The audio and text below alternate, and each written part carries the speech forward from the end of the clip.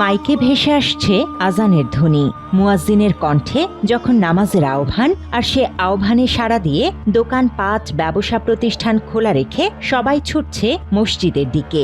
আজান শুনে দোকানপাট খোলা রেখে মসজিদে যাওয়ার এমন দৃশ্যের দেখা মেলে মহানবী হযরত মুহাম্মদ সাল্লাল্লাহু আলাইহি ওয়াসাল্লামের জন্মভূমি সৌদি আরবের শহরে শহরে, যেখানে নামাজের সময় দোকানে তালা না দিয়েই মসজিদমুখী হয় ব্যবসায়ীরা, নেই চুরির ভয়।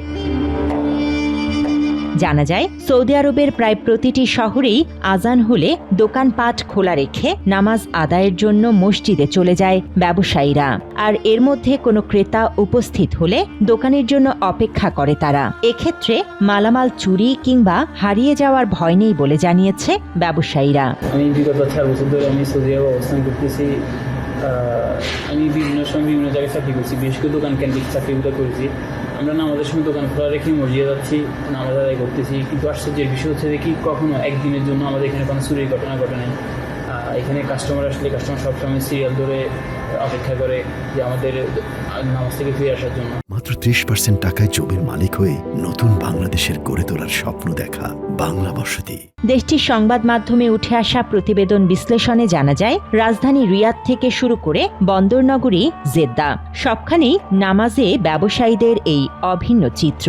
প্রতি ওয়াক্ত নামাজের আজান হলেই দোকানিরা নিশ্চিন্তে মসজিদের দিকে রওনা হয় এবং নামাজ শেষে ফিরে আসেন নিজ নিজ ব্যবসা প্রতিষ্ঠানে। অন্যান্য দেশের মতো বা বাংলাদেশে যেটা হয় যে চুরি করা বা হচ্ছে একটা জিনিস নিয়ে যাওয়া, দোকানের ওই ঝামেলা করা, এইসব কোনো ধরনের কোনো কিছু এখানে হয় না।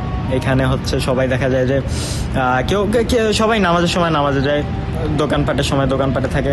এখানে যে চুরি করবে বা কোনো ধরনের কিছু করবে বা কারো ক্ষতি করবে, এইসব সাধারণত এখানে হয় না আর কি। বিশ্লেষণ বলছে, পবিত্র ভূমি সৌদি আরবে সামাজিক ও ধর্মীয় সংস্কৃতির কারণে মানুষের মধ্যে পারস্পরিক বিশ্বাস ও দায়িত্ববোধ দীর্ঘদিনের, যেখানে নামাজের সময় আশপাশের লোকজন ও ক্রেতারাও সামাজিক নজরদারিতে ইতিবাচক ভূমিকা পালন করে।